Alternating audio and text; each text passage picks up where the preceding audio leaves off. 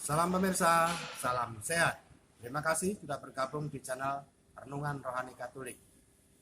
Terima kasih juga bagi pemirsa yang sudah subscribe, dan bagi yang belum subscribe silahkan tekan tombol subscribe supaya tulisannya menjadi hitam. Jangan lupa juga tekan tombol lonceng supaya nanti kalau ada video yang baru Anda langsung mendapatkan kabar dari saya. Mari. Saudara-saudari yang terkasih, kita jumpa lagi dalam Pelita Hati hari ini, Rabu tanggal 7 Oktober 2020, hari biasa dalam Pekan Biasa yang ke-27, bertepatan dengan peringatan wajib Santa Perawan Maria Ratu Rosario. Bersama saya Romo Thomas Suratno SC dari Paroki Cilandak, Jakarta Selatan, mendengar dan merenungkan Sabda Tuhan, yakni firman Tuhan yang tersurat di dalam Injil Lukas, bab atau pasal 11 ayat 1 sampai dengan ayat 4. Pada suatu kali, Yesus sedang berdoa di salah satu tempat.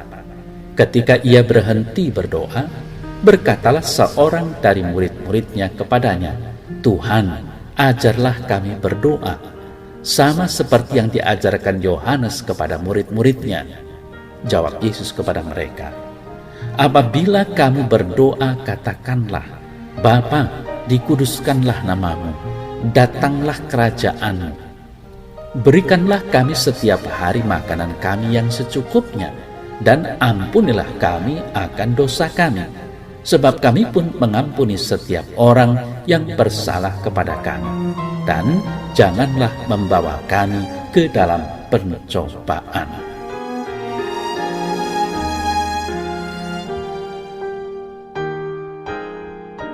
Saudara-saudari yang terkasih, pada awal warta hari ini disebutkan bahwa Yesus sendiri sedang berdoa. Bagi Yesus, berdoa ialah menaruh diri di hadapan yang ilahi, yang dipercayainya sebagai Bapa. Ia membiarkan kekuatan ilahi menghidupinya. Dalam mengikuti perjalanannya ke Yerusalem, murid-muridnya makin menyadari akan hal itu. Lambat laun mulai jelas bagi mereka dari mana kekuatan dan keteguhan pribadi yang mereka ikuti itu.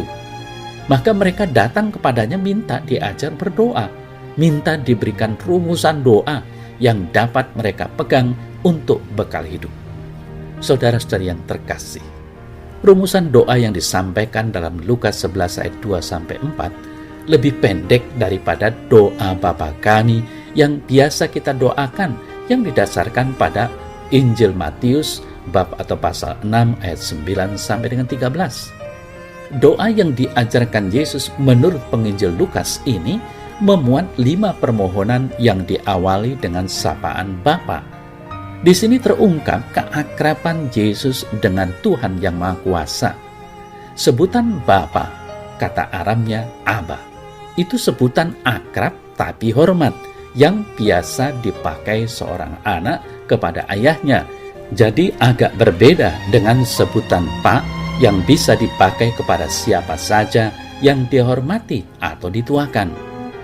Dengan mengajak murid-murid berani memanggil Tuhan dengan sebutan ini, Yesus mau menaruh diri sebagai sesama dengan siapa saja yang bakal memakai doa ini. Saudara-saudari terkasih, dengan latar belakang tadi, 5 permohonan yang tercantum dalam doa itu akan terasa makin dalam artinya. Pertama, Bapa, dikuduskanlah namamu. Para murid atau kita semua diminta agar kehadiran yang Maha Kuasa itu tetap dapat dialami sebagai kehadiran yang keramat, sekalipun ia membiarkan dirinya disapa sebagai Bapa. Dengan cara ini, barulah jagat ini akan makin memuliakannya. Lalu yang kedua, datanglah kerajaan. Mulai dari Lukas 4 ayat 14, Yesus mewartakan suatu dunia baru yang dilindungi oleh kekuatan roh ilahi sendiri. Dan oleh karenanya dunia itu disebut kerajaannya. Amat ditekankan dalam Injil Lukas, dalam dunia yang baru ini batas-batas antara orang kaya dan kaum miskin dibuka, bukan pertama-tama untuk mencampur baurkan mereka begitu saja, melainkan untuk membuat masing-masing sadar bahwa bisa menjadi sesama bagi orang dari lapisan sosial yang lain, tidak peduli yang mana. Saudara-saudari yang terkasih, lalu yang ketiga, berikanlah kami setiap hari makanan kami yang secukupnya. Hal ini didoakan agar Bapa tetap memberi apa saja yang dibutuhkan, tidak lebih tidak kurang, untuk hidup dari hari ke hari, tentu saja agar orang makin dapat hidup di dalam kerajaannya. Semangat membiarkan diri diperhatikan Bapa dengan tidak menimbun makanan itu sebenarnya jalan yang paling nyata untuk merasakan kehadiran Bapa di dalam kehidupan ini. Begitu juga dalam diri orang yang membiarkan diri menjadi sesama bagi yang lain dengan memberi perhatian secukupnya, tidak berlebih-lebihan dengan akibat mengecilkan orang yang menerimanya. Saudara-saudari yang terkasih, lalu yang keempat, dan ampunilah kami dari dosa-dosa kami, sebab kami pun mengampuni setiap orang yang bersalah kepada kami. Permohonan ini diajarkan Yesus untuk membuat murid-muridnya belajar mengambil sikap pengampun, sikap batin yang memberi kemerdekaan bagi diri sendiri dan bagi orang yang pernah berlaku salah. Tidak disangkal, pengampunan ini tidak mudah dan acap kali juga disertai rasa pedih. Yesus yang disalib yang memintakan ampun kepada Bapanya bagi orang-orang yang menyalahinya itu mengalami kesakitan badan dan kepedihan batin. Sering sikap mengampuni yang disertai penderitaan batin ini tidak mudah dikenali. Tidak berlebihan juga bila kita gambarkan Tuhan sendiri tidak melihatnya. Ia bukan Tuhan yang selalu mau mengawasi apa yang terjadi dalam batin manusia. Justru ia menghormati kemerdekaan manusia, dan itulah kebesaran Tuhan juga. Saudara-saudari yang terkasih, lalu yang kelima, dan janganlah membawa masuk kami ke dalam pencobaan. Dalam Injil Lukas, pencobaan ialah wilayah kekuatan-kekuatan yang jahat, yang gelap, yang pasti akan menelan manusia, bagaimanapun juga kekuatan pribadinya. Menakutkan.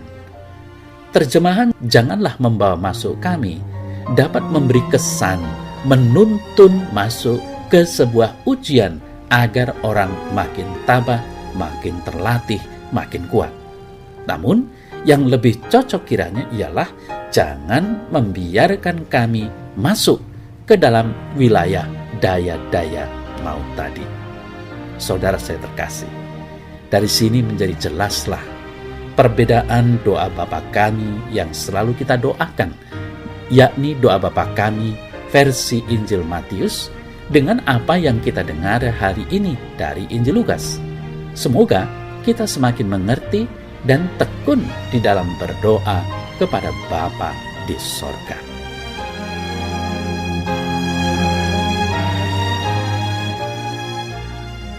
Ya Tuhan Allah, curahkanlah Roh Kudus-Mu kepadaku selalu untuk menjadikan diriku sebagai orang beriman sejati yang tekun berdoa. Amin. Demikian pemirsa, semoga renungannya berguna bagi Anda.